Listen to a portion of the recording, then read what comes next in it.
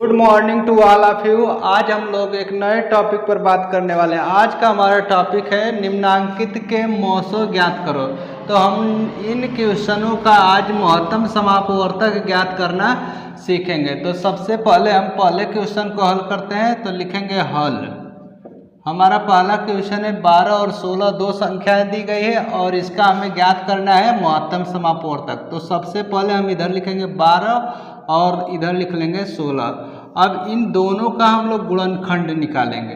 तो 12 का हम गुणनखंड निकालेंगे तो 12 2 से कट गया 6 बार में, फिर 2 से ये कटेगा 3 बार में, फिर जो है कि 3 से कट जाएगा 1 बार में।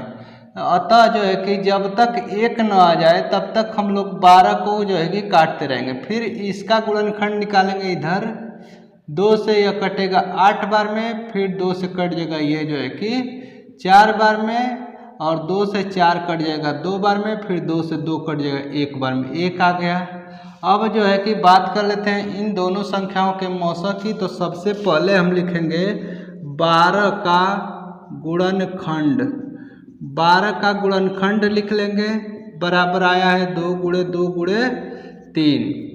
फिर क्या लिखेंगे 16 का गुणनखंड। 16 का गुणनखंड लिख लेंगे 2 गुणे 2 गुणे 2 गुणे 2।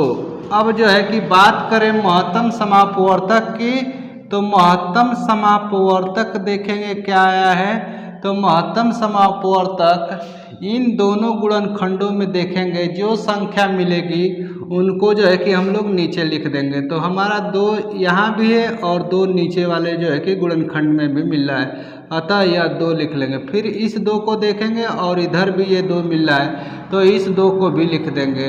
अब जो है कि बात कर लेते हैं जो है कि महत्तम समापवर्तक की। तो हमारा महत्तम समापवर्तक आ गया 2 गुणे 2 अर्थात 2 दूना के 4। इस तरह से जो है कि हमारा पहला क्वेश्चन सॉल्व हो गया। अब दूसरे क्वेश्चन को हम लोग देखेंगे।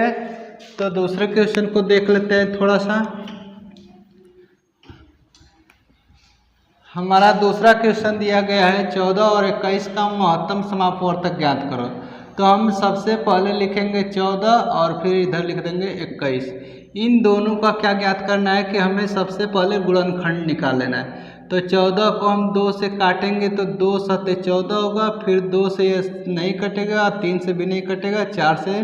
तो अब इसको डायरेक्टली हम लोग 7 से काटेंगे क्योंकि यह अचर पद है, अचर नहीं भाज्य संख्या है, अतः यह 7 ही से कटेगा। तो 7 एकम 7।